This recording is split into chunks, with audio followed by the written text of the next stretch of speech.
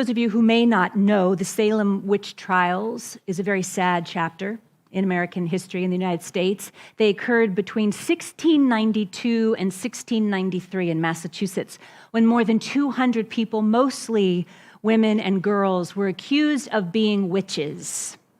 It was essentially a conspiracy theory gone wild, based on fear and ignorance. 20 people ended up being executed, and 5 people died in jail. Well, this particular high school teacher, wanted to teach his students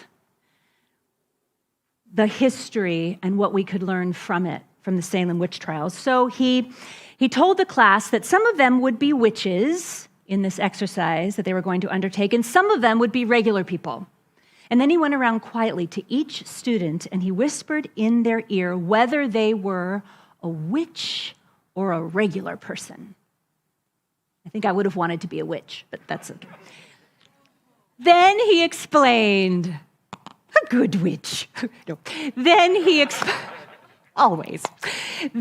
explained to the teens that the whole goal of the game was to build the largest group possible that did not have any witches in it.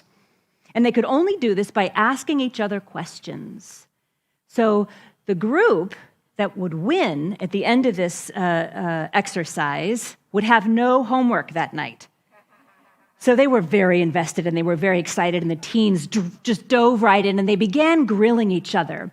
And at first, a very large group formed.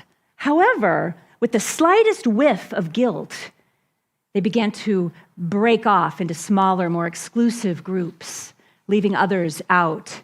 And the teacher observed as they created camps and accused and mistrusted each other. And when the time was up, the teacher finally said, okay, you have created your groups.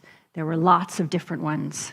It's now time to find out which group won. Which group will not have homework tonight? He took a deep breath and he said, all right, the moment of truth.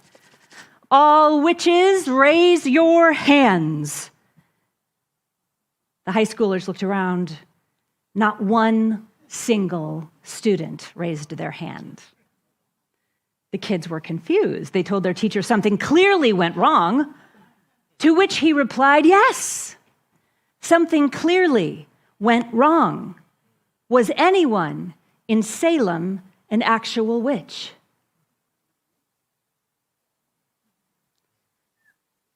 Or did everyone just believe what they had been told and then created a story in their mind that they decided to believe?